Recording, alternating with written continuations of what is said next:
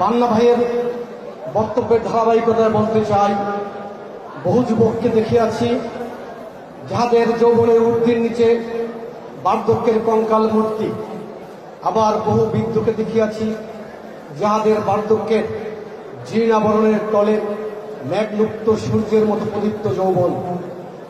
তরুণ নামের জয় মুকুট শুধু তাহার, যাহার শক্তি অপরিমাণ, গতিবেগ ঝঞ্ঝার নেয়, তেজ নির্মেঘ আশার মধ্যাহ্নের মার্তণ্ড প্রায়, বিপুল যাহার আশা, ক্লান্তিহীন যাহার উৎসাহ, বিরাট যাহার ঔদার্য, অফুরন্ত যাহার প্রাণ, অটল যাহার সাধনা, মৃত্যু যাহার মুঠিতলে।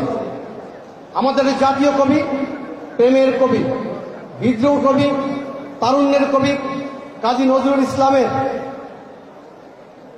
তারুণ্যের গান প্রবন্ধটি পড়ার সময় যার চেহারাটি আমাদের চোখে ভাসে, কোনো বক্তব্য ছাড়াই তিনি হলেন আমাদের মহাসচিব।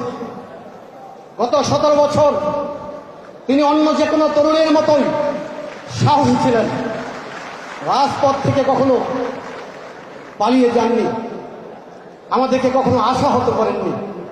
এখন বক্তব্য নিয়ে আসছেন আজকের এই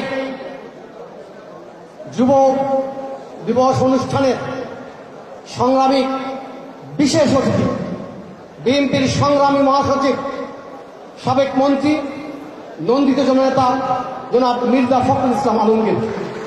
জনাব মির্জা ফখরুল ইসলাম আলমগীর এখন আপনাদের সামনে বক্তব্য রাখবেন।